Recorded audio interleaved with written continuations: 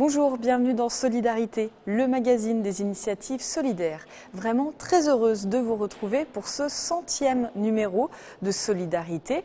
Un magazine né il y a 3 ans sur l'antenne de 8 Mont-Blanc, un magazine né de notre envie de vous faire rencontrer des femmes et des hommes qui sont engagés au quotidien. Une solidarité de cœur et d'action, ici ou ailleurs. Ces 100 magazines nous ont permis de rencontrer des personnes enthousiastes, combatives et profondément optimistes. Nous allons donc parler espoir au cours de ce 100e numéro.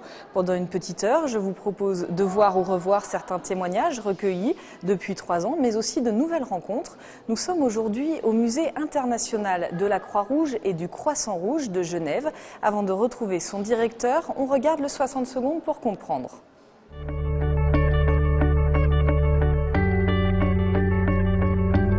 La dignité, l'humanité, le lien familial, les risques naturels, le respect, l'espoir. L'aventure humanitaire se construit et se fissure et notre histoire s'écrit. Chacun est responsable de tout devant tous les hommes. Une phrase de Dostoïevski gravée sur l'un des murs du musée de la Croix-Rouge et du Croissant-Rouge. Un groupe de statues noires se dresse également en symbole de toutes les victimes et de leur dignité perdue. Témoins de l'aventure humanitaire, textes et photographies ambitionnent de salle en salle de montrer de manière palpable que nous sommes tous concernés. Et le musée nous interpelle pour que nous nous approprions l'action humanitaire. Les périodes troublées de l'histoire où les zones de conflit se succèdent, démontrant que chacun et chacune d'entre nous sont concernés directement dans son quotidien, aujourd'hui et pour les décennies à venir. 12 témoins viennent ensuite rappeler que nous ne devons jamais accepter l'inacceptable pour défendre ce bien inaliénable, notre dignité. Roger Mailloux, bonjour. Bonjour. Vous êtes le directeur de ce musée international de la Croix-Rouge et du Croissant-Rouge de Genève. Tout simplement, première question, que doit raconter un lieu comme celui-ci ? Alors, il y a 3 ans, nous avons complètement transformé l'exposition permanente et nous avons choisi d'aborder 3 thématiques qui nous semblaient, au-delà des conflits et de l'histoire, 3 thématiques susceptibles d'intéresser chacune et chacun d'entre nous aujourd'hui. Donc les 3 thèmes sont défendre la dignité humaine, reconstruire le lien familial et limiter les risques naturels. Ça nous semble, de notre point de vue, mais du point de vue de l'humanitaire, du point de vue de la société, 3 thématiques qui nous concernent pour les décennies à venir, qui vont impliquer l'action humanitaire, mais sur lesquelles nous devons aussi tous et toutes être très attentifs. 50% de vos visiteurs sont des jeunes, ont moins de 18 ans. Vous avez un rôle d'apprentissage dans la citoyenneté, une responsabilité ? Alors, sans aucun doute, c'est-à-dire que je pense que nous parlons de choses que des jeunes peut-être ne connaissent pas ou ne connaissent à travers les nouvelles de façon très rapide, très mélangée, et nous proposons plus d'entrer dans un sujet. Si je prends la question de la dignité humaine, tout le monde a ça sur les lèvres aujourd'hui, mais au fond, d'où vient cette idée de la défense de la dignité humaine? D'où vient d'abord l'idée qu'il y a une dignité humaine? D'où vient l'idée que cette dignité est à préserver, qu'il faut être vigilant car elle est menacée tout le temps et partout? Ça nous semble une mission importante du musée et un point, je dirais, important à faire passer essentiellement auprès de la jeune génération.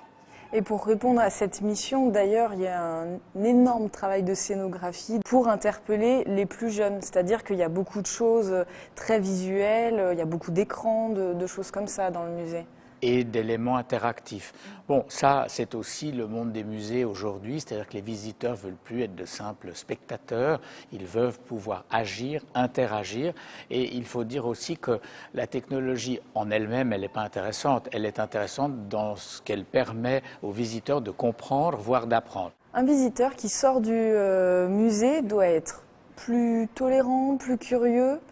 Avec quoi vous le laissez repartir ? Alors, j'espère qu'il est plus conscient du monde d'aujourd'hui et surtout qu'il est conscient d'une chose. Et si cette chose-là a passé dans l'esprit des gens, alors je pense qu'on a gagné, c'est qu'il n'y a pas de fatalité. On peut toujours faire quelque chose. Il n'y a aucune situation devant laquelle on doit baisser les bras. Chacun, à son niveau, peut agir. Et puis, certains sont des personnalités exceptionnelles. C'est Henri Dunant, c'est Gandhi, c'est Nelson Mandela. Leur action a eu un impact sur une immense proportion de population. Mais chacun, à son niveau, peut agir et ne jamais se contenter d'une situation inacceptable, injuste, qui viole les droits humains, qui viole le droit de la personne. Chacun peut agir et je crois que ce message est partout dans le musée. Alors dans le musée, il y a l'exposition permanente dont vous avez parlé, il y a aussi des expositions temporaires qui sont proposées. Celle du moment est assez étonnante pour le musée international de la Croix-Rouge. C'est celui de l'anorexie chez les adolescents, donc ça se passe ici et aujourd'hui. Pourquoi ce thème avant de voir le reportage ? Alors, il nous a effectivement semblé important, une fois, de parler d'une question de société, qui est une des missions du musée, de parler des grandes questions de société qui ont un impact sur les populations. Il nous semblait intéressant de parler ici et maintenant, donc dans le monde occidental aujourd'hui. La question de l'alimentation est une grande question de société aujourd'hui. Alors évidemment, quand on pense humanitaire, on pense surtout manque d'alimentation. Là, il nous a paru important de regarder aussi, dans une collaboration avec les hôpitaux universitaires de Genève et l'Université de Genève, ce qu'était la question des troubles du comportement alimentaire et notamment, vous l'avez dit, de l'anorexie. On regarde le reportage de Jean-Paul Crespi et puis on se retrouve juste après.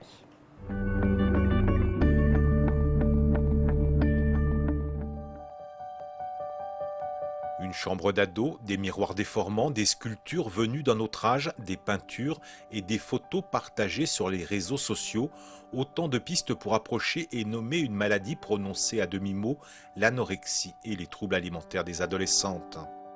C'est une exposition qui associe les différentes cultures pour montrer également que cette question de la représentation du corps de la femme et les contraintes exercées sur le corps de la femme datent depuis pratiquement la création du monde.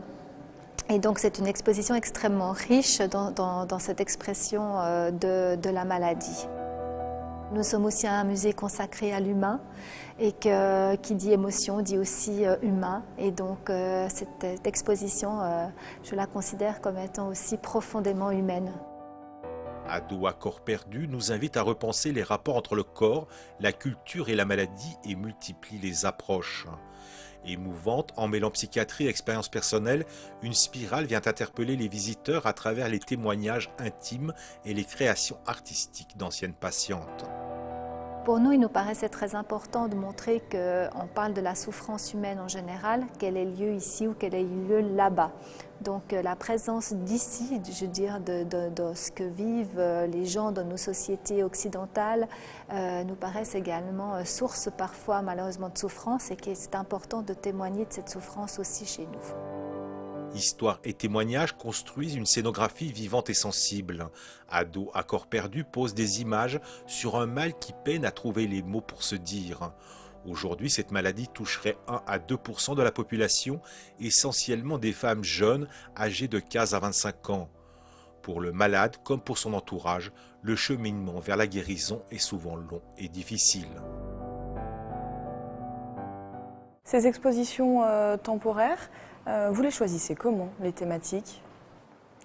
Alors, il y a d'une part les expositions que nous avons envie de faire et de produire, et puis il y a aussi les expositions avec lesquelles nous avons envie de collaborer, c'est-à-dire soit qui sont en voie de préparation par des collègues, soit sur lesquelles nous tenons à faire des partenariats. Les prochaines ?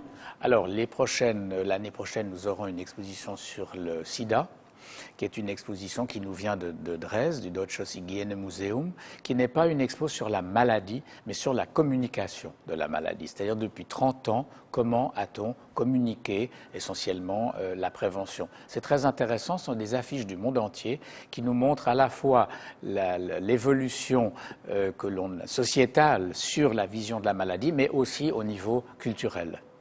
Et puis celle d'après sera une exposition sur la détention, une collaboration avec plusieurs musées européens où chacun apportera son point de vue, puisqu'en fait, visiter les prisonniers fait partie du mandat des conventions de Genève données au CICR.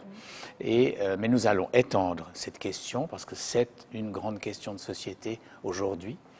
Et puis nous aurons ensuite une exposition d'affiches de la Fédération internationale des sociétés de la Croix-Rouge et du Croissant-Rouge à l'occasion du 100e anniversaire. Là aussi, ce sera intéressant de voir comment le message de diffusion, de prévention a été donné depuis 100 ans. Ça veut dire que très tôt, ce réseau a compris qu'il avait une importance globale, qui est aujourd'hui une évidence, et comment a-t-il coordonné sa communication au niveau planétaire à une époque où c'était quand même beaucoup plus compliqué qu'aujourd'hui.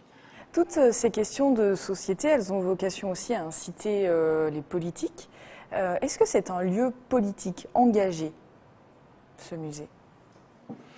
Est-ce que c'est un lieu politique? Alors, étant donné mon âge, si je me rappelle de ma jeunesse, on disait tout est politique. Donc oui, c'est un lieu politique, on traite de politique. Mais une des particularités du mouvement de la Croix-Rouge et du Croissant-Rouge, vous le savez, c'est la neutralité. C'est-à-dire ne pas dénoncer les responsabilités, non pas par lâcheté évidemment, mais tout simplement pour pouvoir accéder aux victimes et pour leur apporter le secours dont elles ont besoin. Évidemment, si on commence à dire « oui, machin est un sale type », il ne va pas vous permettre d'aller visiter les prisonniers. Donc c'est un principe vraiment intangible du mouvement. Donc nous faisons de la politique, mais pas au sens où on l'entend peut-être dans un sens premier, mais nous nous engageons au niveau politique, comme je vous le disais, à montrer où sont les limites et surtout à montrer que quand ces limites sont franchies, on peut agir.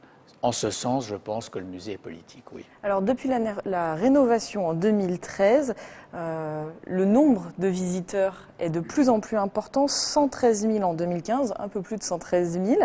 Cette grande aventure humanitaire, elle intéresse? Alors, elle intéresse d'autant plus aujourd'hui que, alors là, malheureusement, si j'ose le dire ainsi, l'humanitaire est partout et doit être partout et est de plus en plus sollicité. Depuis mon arrivée ici, le budget du CICR et des actions humanitaires a été multiplié par 10. Donc c'est absolument, c'est un mauvais signe, si on veut bien. Au fond, ce qui serait la bonne nouvelle, c'est que tout le monde soit au chômage dans l'humanitaire. Mais en l'occurrence, il y a de plus en plus de gens engagés, car le monde va, hélas, pas bien et ne va pas mieux. Donc, d'où l'importance de transmettre ce genre de message. Nous espérons qu'un jour, il ira mieux. C'était justement ma question, ma dernière question. Est-ce qu'il y a des raisons d'espérer? Alors, là, je vous fais une réponse personnelle. Je pense qu'il y a toujours des raisons d'espérer, sinon ça veut dire que c'est le triomphe des monstres, c'est le triomphe des tyrans, c'est le triomphe des imbéciles, et ça, on ne peut pas l'accepter. Donc, on doit absolument continuer à se battre pour que ça n'arrive pas, et à se battre surtout au nom de l'immense majorité des gens qui n'aspirent qu'à vivre en paix. Merci beaucoup. Merci de nous avoir reçus ici au Musée international de la Croix-Rouge et du Croissant-Rouge. Merci. Merci à vous.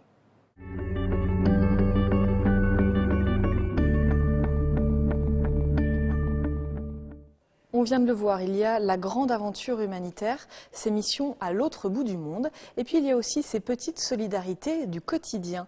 En mai 2015, dans le cadre du magazine Solidarité, nous étions partis à la rencontre de boulangers à Villagrand, la boulangerie Pain et Dessert. Ils ont mis en place le dispositif de la baguette suspendue. Le principe est très simple, un client peut acheter 2 baguettes au lieu d'une. La deuxième ira à une personne dans le besoin. On regarde le reportage de Jean-Paul Crespi.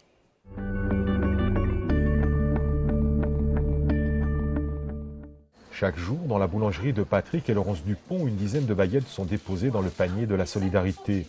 Basé sur la générosité de chacun, ce geste simple qui repose sur l'initiative et la coopération des clients de la boulangerie permet la distribution quotidienne de baguettes à des personnes en situation de précarité. On leur a expliqué qu'on travaillait pour les Restos du Cœur, pour la banque alimentaire, vraiment les gens qui avaient besoin. J'ai un mari qui est extraordinaire à ce niveau-là. n'existe pas. On a un tableau, un panier, voilà, un peu de baguette et c'était tout. Hein. C'est pas, je veux dire, c'est pas difficile. 1 euro, c'est pas grand-chose pour nous et ça fait beaucoup pour certaines personnes. Je viens chercher mon pain assez régulièrement et ouais, je trouve que c'est un geste simple, mais c'est un geste important. Le pain a quand même de l'importance. Et puis en fait, quand je suis là, je vois les personnes qui viennent chercher cette baguette. Et ça correspond, je veux dire, dans la rue, on donne une pièce, on donne quelque chose. Mais là, c'est le pain. C'est rentré dans les mœurs, c'est arrivé à un régime de croisière. Les démunis continuent à en parler. Nos bénéficiaires, quand ils viennent chez nous chercher à manger, nous disent « Ah ben c'est sympa, c'est ouvert. Ah, ils sont fermés. » Bon, il y a vraiment quelque chose qui s'est passé entre le boulanger, je dirais à la limite, et les bénéficiaires. Les gens jouent toujours le jeu d'en acheter. Par contre, c'est vrai que là, on a plus de difficultés à voir les gens qui viennent chercher la baguette. Après, les gens ne sont pas tous avec une voiture. Il y a peut-être des difficultés aussi à venir. Mais on a quand même toujours le même nombre de personnes qui viennent. Le symbole véhiculé par ce geste de générosité est d'autant plus fort que le pain est le symbole de la nourriture et la base première de l'alimentation. Les baguettes de pain ainsi payées par les clients de la boulangerie profitent à des mères de famille, à des sans domicile fixe, à des étudiants ou à des retraités aux revenus modestes. À l'heure actuelle, c'est normal que chacun puisse avoir un bout de pain. Voilà. Vous voyez que chez nous, la baguette, elle fait 95 centimes. Ça fait 5 ans qu'on est là. Et la baguette ne passera jamais chez nous au-dessus de 1 euro. Parce que je trouve qu'il faut, voilà, un pain pour tout le monde. Pas forcément des pains spéciaux à 2,50 €. Il faut que tout le monde puisse manger, voilà, du pain tous les jours. Donc nous, on a un produit, c'est le sandwich jambon beurre qui sera à 2,80 € tout le temps. Et la baguette, toujours à 95. Nous, ça nous engage à pas grand-chose. Je veux dire, c'est quoi d'avoir une corbeille, un coin et un tableau marqué baguette en attente? C'est les gens, par contre, c'est eux, c'est grâce à eux que ça marche. C'est grâce à nos clients. Nous, voilà, nous, on est là. Après, il y a des matins où j'en ai pas, on en met nous. Je veux dire, d'avoir un petit peu, voilà, les gens en voient, donc ils disent, ah bah tiens, il n'y en a pas beaucoup ce matin, j'en achète une. Mais ça ne demande rien. Parce qu'après, il y avait aussi, si vous voulez, la gêne des gens qui viennent la chercher. Pas tout le monde ose. Donc là, c'est un endroit où les gens, même s'il y a du monde au magasin, ils rentrent, ils prennent la baguette, ils s'en vont. Il y a aussi ça. On l'a mis aussi pour qu'il n'ait pas à demander. Dans la boulangerie, la mobilisation des clients ne faiblit pas et la baguette suspendue est devenue une habitude pour certains, un rituel pour d'autres clients, un très beau geste quotidien de solidarité pour tous ceux qui n'hésitent pas à laisser leur baguette de pain dans la panière. Dans Solidarité, en 99 émissions, nous avons rencontré des dizaines de femmes et d'hommes engagés pour améliorer le quotidien de proches, de voisins ou d'inconnus. Un point commun de tous ces hommes et femmes, la volonté de faire. Je vous propose d'écouter quelques témoignages.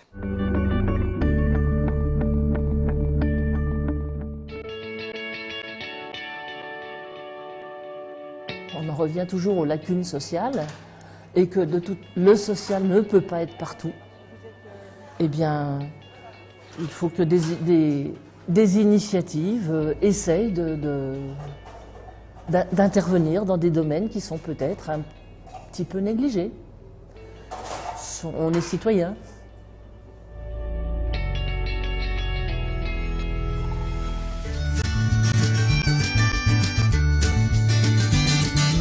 On ne peut pas être fier de servir 62 000 repas à des personnes en difficulté.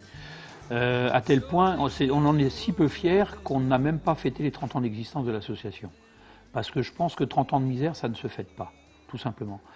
Alors, fier d'avoir réussi à les servir, oui, ça effectivement, c'est une fierté. D'autant plus que nos repas sont servis dans de bonnes conditions, ce sont des repas complets, dans la mesure du possible équilibrés. Donc à partir de là, effectivement, on peut être fier d'avoir réussi cela.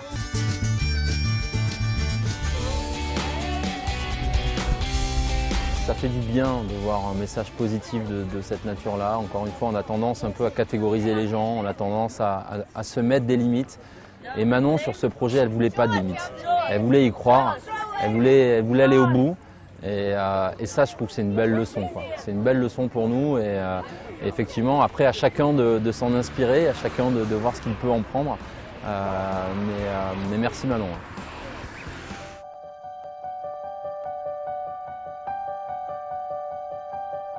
nous, on est dans une solidarité institutionnelle. Il y a des initiatives partout. Je pense que nous, on a développé une certaine forme d'organisation autour de la personne âgée, mais des initiatives, il y en a partout. Je crois qu'il n'y a pas de grandes recettes ou de grandes leçons. C'est simplement le bien-être des personnes avec des personnels compétents, de qualité.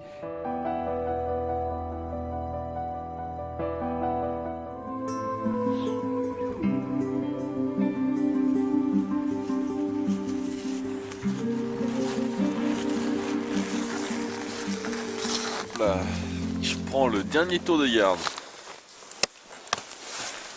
L'arrivée au sommet, c'était magnifique, quoi.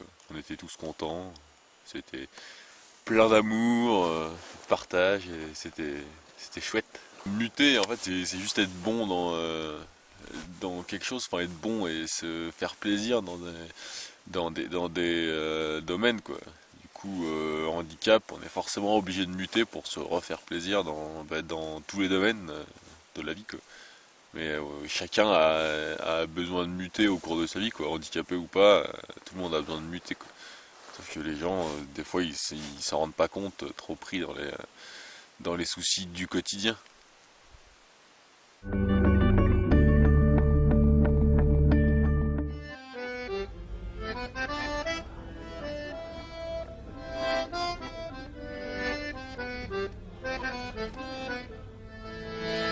Je suis maintenant avec Noël Constant, président et fondateur de Carrefour Rue. J'aurais pu dire l'infatigable fondateur de Carrefour Rue. Ça fait 50 ans que vous allez à la rencontre des plus démunis à Genève. Qu'est-ce qui vous pousse ? La vie, c'est l'histoire des gens, de tous ceux qui échouent un peu dans la vie, parce qu'ils ont des belles histoires et c'est pas toujours triste.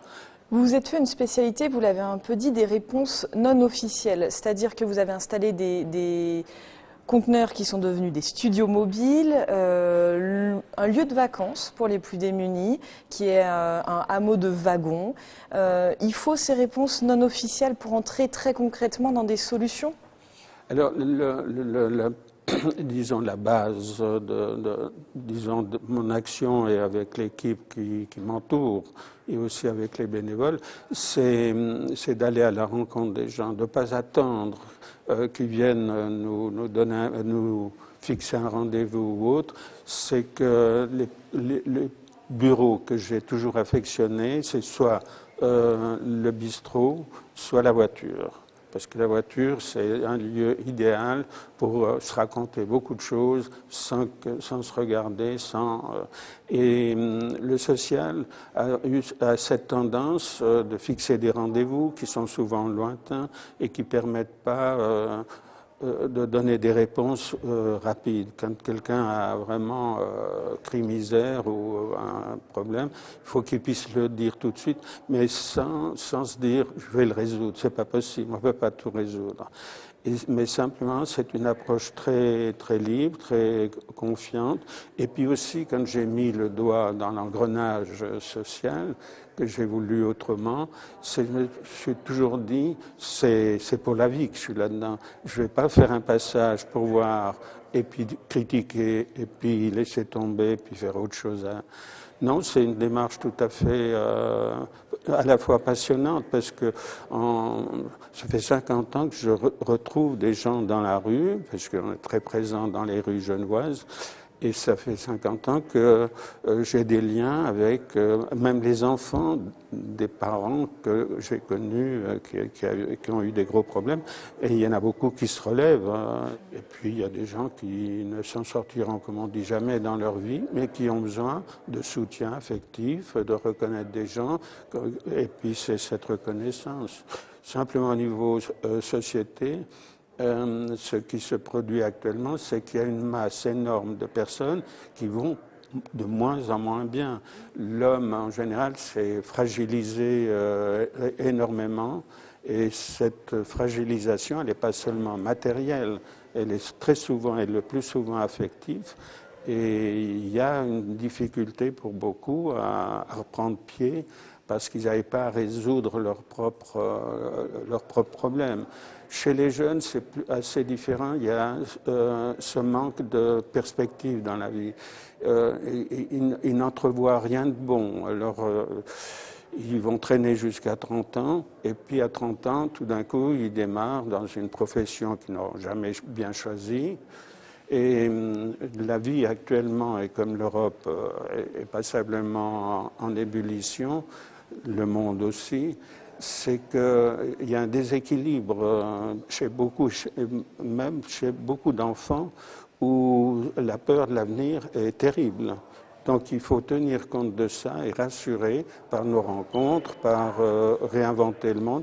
Et je crois que je m'efforce avec une équipe enthousiaste de créer de nouvelles structures. C'est passionnant parce qu'il faut inventer. Justement, ces structures, vous en avez inventé une il y a 30 ans. Ça s'appelle La Coulou. C'est un abri qui est co-géré par les habitants.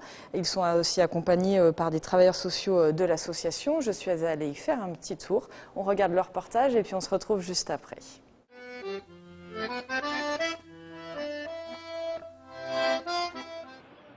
Pour entrer à La Coulou, il y a un simple entretien à réaliser et un code au niveau de la porte. Un code resté inchangé en 14 ans. L'anecdote montre bien le lien de confiance tissé entre l'association Carrefour Rue et les habitants d'hier et d'aujourd'hui de La Coulou. Cet abri d'urgence est installé au cœur de Genève. Il y a des gens à qui on a dit beaucoup non. Et puis au bout d'un moment, on a envie de voir ce qui se passe quand on leur dit oui. Et puis c'est vraiment surprenant des fois. Pour moi, c'est une aventure et c'est un passage, on va dire. Parce que on s'autorise de pas forcément s'imaginer ce qui va se passer. Et on sait qu'il va se passer quelque chose. On sait que les gens qui passent par là, c'est quelque chose d'important dans leur vie. On retrouve des gens 10 ans, 20 ans après, ça les a marqués. Et ils ont fait quelque chose avec ce passage. L'abri est co-géré par les habitants. Il n'y a pas d'horaire, pas de règles, si ce n'est le respect de la loi et de la communauté d'habitants. Elle est accompagnée par 2 travailleurs sociaux de l'association. Cette vie semi-indépendante s'offre à une vingtaine d'habitants pour quelques jours ou quelques années. Essayer de se reconstruire et voir d'autres horizons. Parce que pratiquement tous les gens qui sont ici, ils ont eu une vie brisée. Et donc ils se reconstruisent ici à La Coulou pour avoir un avenir meilleur avec le temps et dans d'autres cieux. We are friends, in fact. Nous sommes amis en fait, nous sommes amis. Parfois il y a des problèmes, parfois il n'y a pas de problème. C'est vraiment comme dans une famille. Nous vivons comme dans une famille. Vous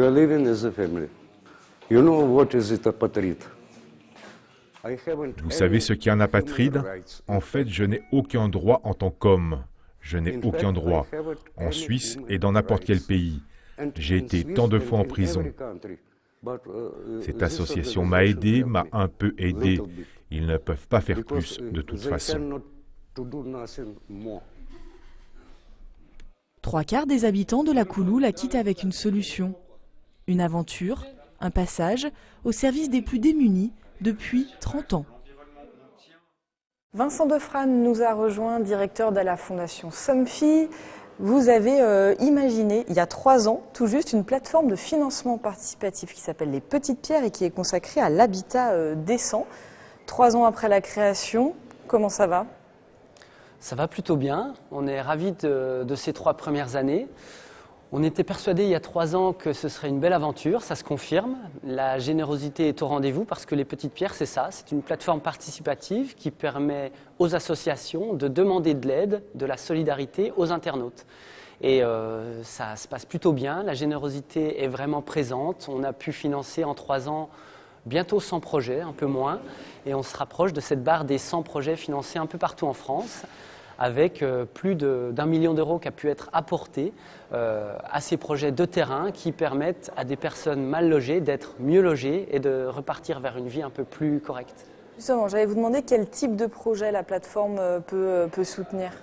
Les Petites Pierres s'adressent à une multitude d'associations qui ont pour but de redonner l'accès à un logement, un habitat décent pour les personnes qui en sont privées par les circonstances de la vie, et aussi des associations qui font de lieux d'accueil, de lieux d'hébergement, des lieux de lien social, qui font que les gens qui sont un peu esseulés, fragilisés affectivement, eh bien, se rencontrent avec d'autres, des personnes qui vont bien, mais qui retrouvent de la richesse dans ce contact humain. Donc on s'adresse à des centres d'hébergement d'urgence, à des pensions de famille, à des colocations solidaires, une multitude d'associations qui peuvent nous contacter si elles ont besoin de soutien pour réaliser leurs projets. Alors vous avez un point commun tous les deux, c'est celui de l'innovation, si l'on peut dire. Vous plutôt sur l'aspect financement, avec ce financement participatif. Vous, on l'a dit, sur les solutions proposées. Pour moi, à force d'avoir crié au secours qu'il nous fallait du matériel, des lieux, des possibilités aussi d'évasion pour certains, et que le résultat est très mince sur ce que le peuple peut entendre. Et alors, je m'étais dit, c'est un slogan qu'on cultive depuis quelques années, c'est si vous voulez faire quelque chose, il faut l'inventer, il faut le créer. Et la créativité est un stimulant aussi auprès de ceux qui sont en difficulté, parce qu'ils se disent, ah ben il y arrive, alors je vais essayer de faire quelque chose. Et je crois qu'il faut propager cette notion de réinventer le monde. Se réinventer, Vincent Defrane, c'est un terme qui vous parle dans ce que vous faites avec les Petites Pierres? Oui, ça nous parle. On n'a pas souhaité innover pour se faire plaisir de créer une plateforme, d'être dans l'ère du temps, du numérique, du digital. Ce qu'on a constaté, c'est que la solidarité, comme d'autres domaines, elle a besoin de suivre le monde. Le monde bouge et le monde se réinvente parce qu'il y a besoin de trouver de nouvelles manières pour parler aux gens en difficulté, pour les aider, pour trouver les moyens de les accompagner. Et en effet, quand on peut, eh bien, je partage avec vous ce constat, c'est qu'en effet, le fait d'avoir des principes un peu innovants, un peu nouveaux, eh bien, ça parle aussi aux gens qui sont aidés, aux bénéficiaires des associations, c'est pas très joli, mais aux gens qui sont aidés. Et nous, le constat qu'on fait, c'est que régulièrement, quand un projet réussit via les Petites Pierres, eh bien, les personnes aidées, logées par l'association en question, eh bien, elles sont déjà, elles reçoivent une aide, mais en plus, elles sont confortées parce qu'elles voient que certaines personnes leur font confiance dans leur étape de reconstruction, dans leur besoin de lien social et leur étape, leur parcours de reconstruction. Et ça les touche particulièrement de voir cette solidarité qui est amenée. Et en effet, ça s'amène grâce aux phénomènes participatifs qui permettent de mettre ensemble différentes personnes ou structures qui peuvent agir. Vous n'êtes jamais découragé? Non, au contraire, je crois que, vous savez, c'est comme la bougie, une fois qu'elle est finie, il faut en retrouver une, puis vous rallumez une autre bougie, puis ainsi de suite. Mais je crois que ce qui est aussi passionnant, c'est de créer des choses, de mettre en route des choses qui plaisent, que ça soit beau. J'ai toujours pensé qu'au niveau de la précarité, il faut donner le meilleur de notre vie, le meilleur du matériel ou des choses. Il ne faut pas se satisfaire des restes. Et on est un petit peu plombé ces dernières années, c'est qu'on reçoit les restes de la société pour arriver à sortir les gens du pétrin. Mais c'est passionnant parce que ça remue beaucoup de monde. Vous savez, on a à peu près plus d'1 millier de bénévoles autour de nous. Il y en a 300 régulièrement. Nous nourrissons à peu près 250 personnes tous les midis par des bénévoles. C'est merveilleux. Noël Constant a parlé des bénévoles. C'est une aventure humaine avant tout, de travailler, d'être en lien avec ces projets-là. Tout à fait. Notre vocation, c'est d'aider des projets de mal logement, c'est surtout aider des personnes mal logées au final. C'est la personne qui est importante. C'est pas de construire des bâtiments, c'est de construire des maisons pour qu'elles soient des foyers pour des familles, c'est de construire des centres d'accueil en effet qui soient humains, qui soient à taille raisonnable pour que le contact se fasse entre les différentes personnes. Et c'est la base de tout, je crois, et c'est pour ça que Le contact pour comprendre bien les besoins des associations est important. L'email c'est bien, mais la réunion c'est un peu mieux, la rencontre c'est encore bien mieux, et tout est humain, oui. Et donc je rappelle le site internet où vous pouvez trouver tous les projets, lespetitespierres.org. En une phrase, qu'est-ce qu'on peut vous souhaiter à tous les deux ? Le meilleur pour tout le monde. Pour moi, c'est d'essayer qu'on vive tous bien ensemble et pas isolément à faire des choses qui ne soient pas comprises. Mais l'essentiel, c'est de vivre ensemble. De belles rencontres, c'est ce qu'on espère au quotidien, des rencontres avec des gens qui aident d'autres gens. C'est l'âme de notre démarche au final, donc c'est l'essentiel. C'est ce qu'on espère pour cette année qui arrive. Merci beaucoup à tous les deux de nous avoir permis cet échange. Merci. Merci à vous.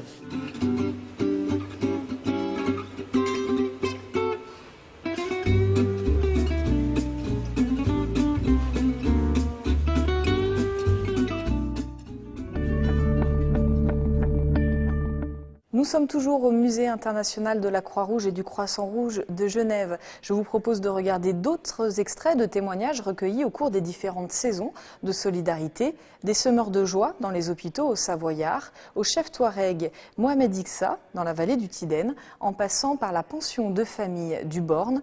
Nous avons constaté que le champ des initiatives solidaires est infini. On regarde.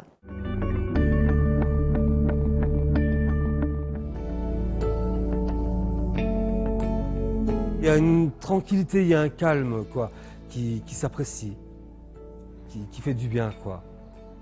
On a notre petit cocon, notre petit nid, quoi, et qu'on veut protéger, qu'on veut pas perdre. Parce que dans le passé, on a tellement perdu. Souvent, ça a été des échecs. Et là, c'est un renouveau, quoi. C'est prouver qu'on y arrive, qu'on peut y arriver. Pour prouver qu'on peut réussir aussi à assumer un loyer, des charges, des responsabilités, qu'on a ce potentiel-là, quoi, d'autonomie.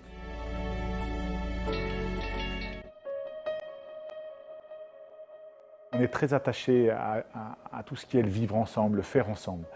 Dans les piliers d'Emmaüs, il y en a 4 essentiels: accueillir, travailler, partager et interpeller. Et je dirais que dans le premier pilier, l'accueil, il y a cette dimension d'accueil, effectivement, d'accueil inconditionnel. Les compagnons qui viennent à la communauté, ils sont accueillis ici tels qu'ils sont, quelle que soit leur origine, qu'ils parlent français ou qu'ils parlent une autre langue, qu'ils aient des papiers ou qu'ils n'en aient pas, que leur situation soit difficile au niveau de la santé ou au niveau administratif, peu importe. On rentre à Emmaüs par obligation, on y reste par choix. Je suis rentré par obligation parce que voilà, je m'étais retrouvé, il faut le dire, à la rue. Et voilà, bon, ben, on se reconstruit, on travaille. Oui, et c'est le plaisir de réussir par notre travail à apporter de l'argent qui permettra à accueillir d'autres personnes et à aider d'autres personnes. Je sais ce que c'est la manque d'eau et je connais la valeur, je sais qu'il faut l'entretenir. Il faut, une fois qu'on a fait un puits, que ce soit un puits maraîcher ou pastoraux ou villageois, on forme ce qu'on appelle le comité de gestion, qui permet les gens de conserver leur puits, de les protéger et de garder l'eau. Et l'eau est tellement importante chez nous qu'on n'a pas le droit de vendre l'eau. Qu'est-ce qu'on peut vous souhaiter pour les 5-10 prochaines années? Pour nous souhaiter la chance de continuer, d'avoir la chance de continuer comme on fait aujourd'hui et de finir déjà les projets qu'on a.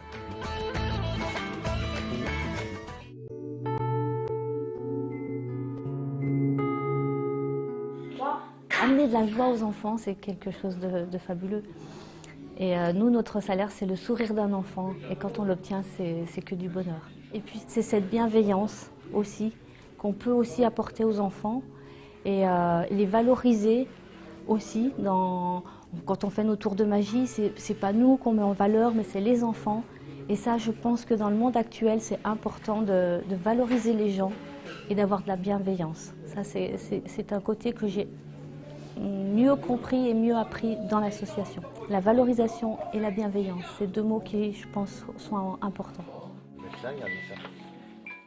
Fernand Bosson, accusée de délit de solidarité, l'infatigable directrice de l'association en passant par la montagne, ou encore le président des sociétés coopératives de la région. Tous nos témoins dans le magazine Solidarité ont un point commun, un optimisme à toute épreuve. On les écoute et on retrouve notre dernier invité, le photographe Olivier Folmy.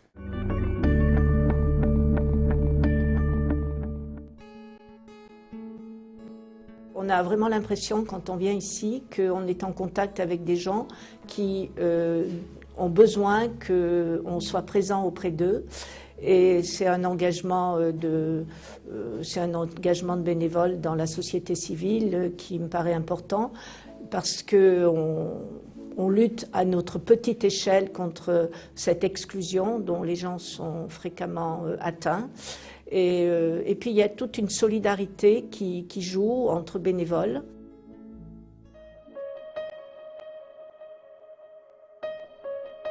La solidarité, elle a du sens ici? Elle a du sens. L'humanisme et la solidarité, c'est vraiment quelque chose de très très important. Comment vous confrontez, vous, personnellement, à toutes ces difficultés humaines? Alors là, je vais y aller directement, c'est de la révolte, parce qu'en 2015, avoir encore des gens qui sont dans cette situation, c'est juste impensable. Et je fais un petit clin d'œil à Coluche, parce que là-haut, il doit bien rigoler, quoi. Et je me dis que ça ne devrait pas exister. On n'a pas le droit de laisser des gens dans cet état-là, et des gens dignes de respect. Et je me dis que quelque part, il y a encore beaucoup de chemin à faire, énormément de chemin à faire. Et si c'est un grain de sable dans une dune, ça vaut le coup de se battre.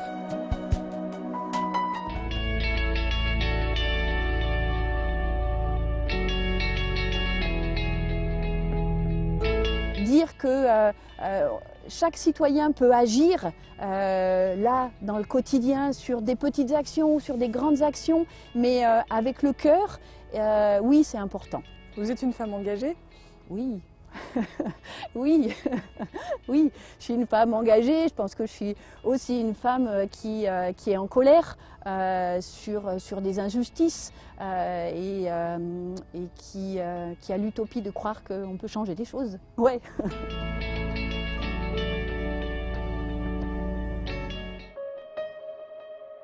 Vous ne laissez pas mourir des gens dans la rue, on n'a jamais appris ça chez nous, quoi. C'est clair et net. Mon grand-père, il était boulanger, épicier.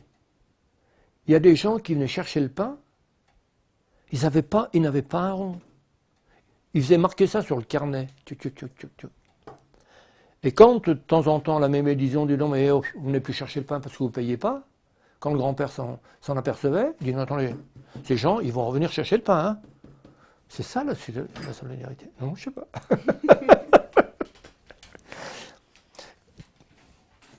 Quand mes ancêtres racontent ça, je suis assez fier.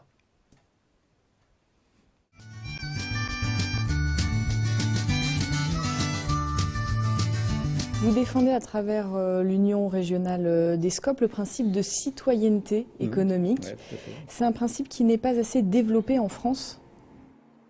Bah moi je trouve que dans le monde qui est le nôtre aujourd'hui, être pleinement citoyen ça peut pas être vrai en dehors du champ économique.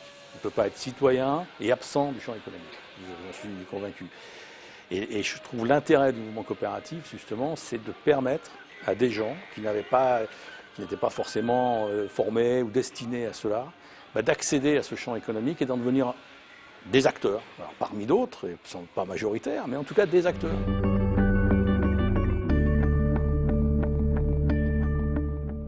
Dans les vallées d'Himalaya, chacun considère que tout être vivant épanouira un jour sa graine divine, qu'elle atteindra l'éveil dans cette vie ou dans 1000 vies. On se salue les mains jointes, comme on le ferait devant une divinité. J'aime cette approche respectueuse de l'autre. Je vous propose que nous partions ensemble en expédition autour du monde avec ce regard himalayen, pour un voyage de découverte au cœur de la vie et de l'humanité, au cœur de nous-mêmes. Pour une telle aventure, partons légers à la rencontre des hommes, dénués d'opinions, de préjugés, de conclusions.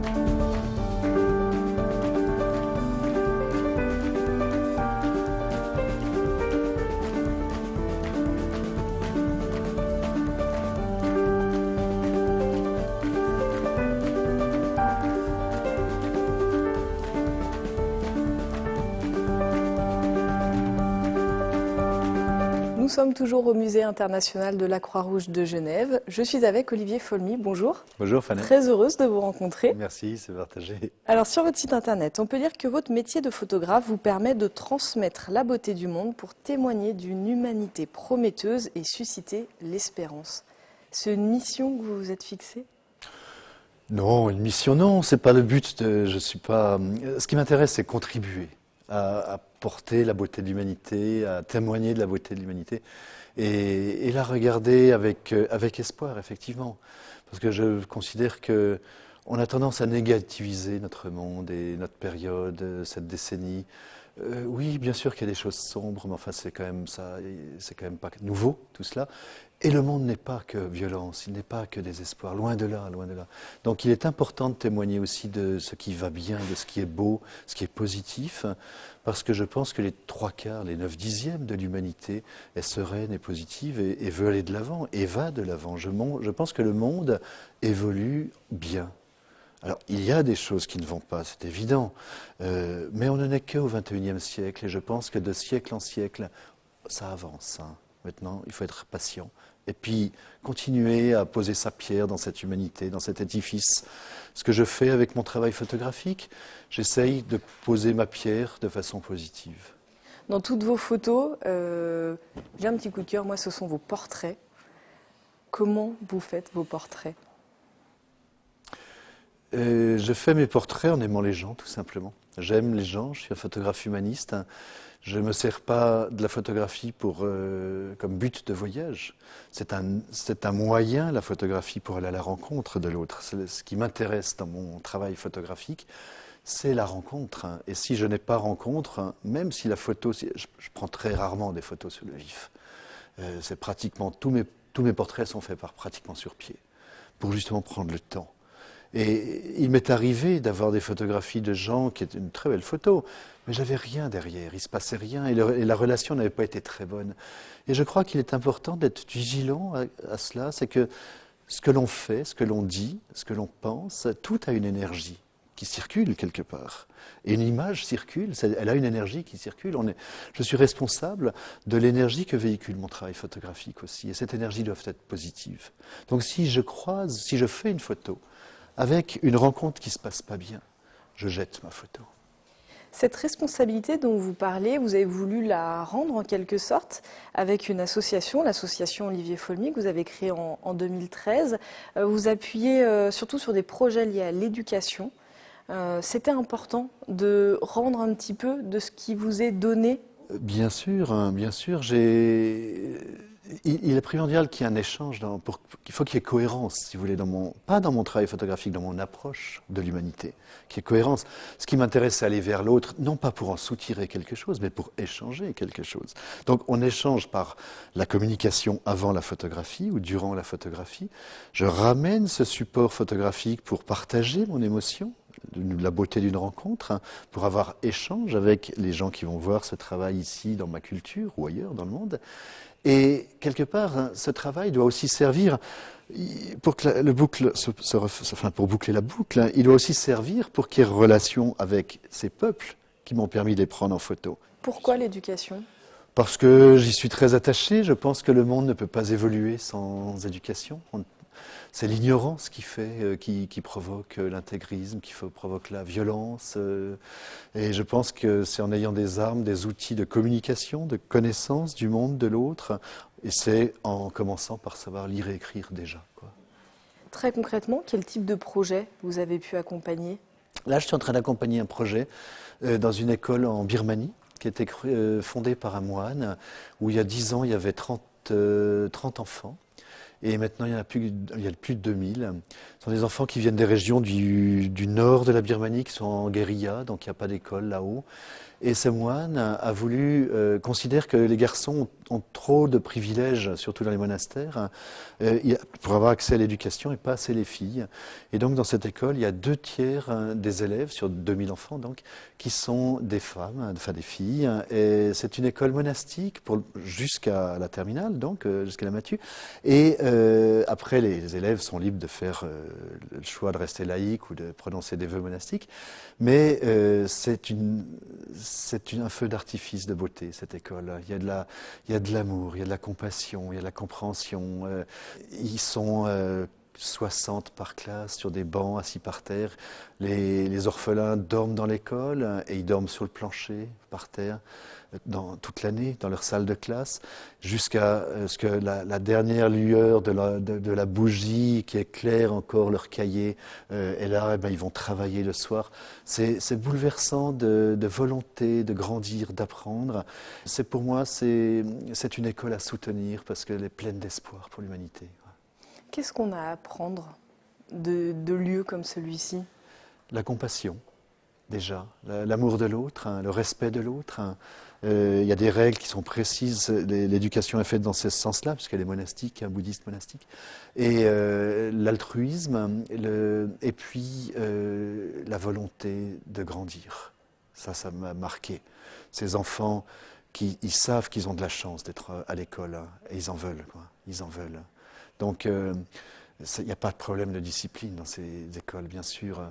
Ils lavent leur linge, ils sont livrés, pas eux-mêmes, ils sont encadrés, bien sûr, mais malgré tout, ils n'ont pas la vie facile. Et cette volonté de prendre cette chance est bouleversante. Et j'aime cela, quoi. J'ai envie de les aider, de les encourager, bien sûr. Ça fait 40 ans que vous parcourez le monde. Vous n'avez jamais été en colère, découragé? Si, bien sûr, par des individus, c'est normal, mais en colère contre des principes ou contre l'évolution de la vie, de la société. Non. Après, individuellement, moi, premièrement, je peux être en colère, je peux avoir mes coups à vide, je peux avoir des pensées noires, là. Mais malgré tout ça se travaille. Il y a des dispositions d'esprit qui se travaillent.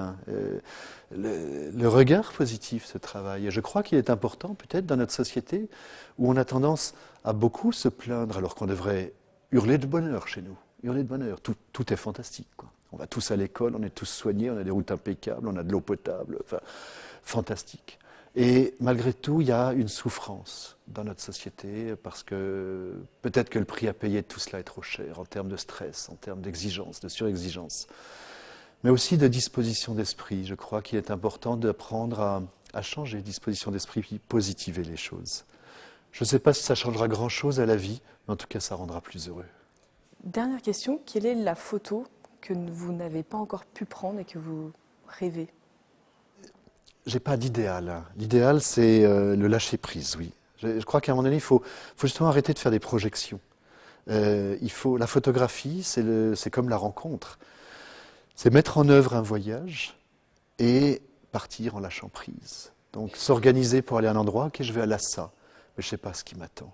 Et j'aimerais y arriver les mains ballantes, le cœur ouvert. Et je ne sais pas qui je vais rencontrer, qu'est-ce que je vais rencontrer. Et cette photo qui m'attend, c'est celle dont je rêve. Et je ne sais pas qu'est-ce que c'est. Merci beaucoup, merci pour votre optimisme et pour vos messages, merci. Merci, au revoir. C'est la fin de ce magazine. Un grand merci à Jean-Paul Crespi qui me guide et m'accompagne dans cette aventure depuis le début. Un grand merci à vous pour votre fidélité au magazine Solidarité. Je vous propose de nous quitter en images et en musique. L'association Après la pluie était à l'honneur cette année pour l'événement Glisse en cœur organisé au Grand Bornand. Avant sa venue dans la station, l'association a tourné un clip avec le groupe Zebda dans l'hôpital de la Timone. C'est là que l'association rend visite chaque semaine aux enfants pour leur faire partager des ateliers d'art et de théâtre. On regarde le clip, on se retrouve dans 2 semaines pour un nouveau magazine Solidarité, même heure, même jour.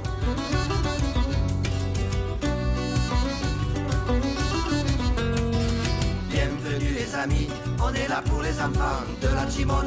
Pour venir jusqu'ici, on a pris l'autoroute depuis la Garonne. Ici c'est l'hôpital, on y soigne des enfants qui sont malades, mais pas des petits rhumes, et leur traitement c'est pas une malade.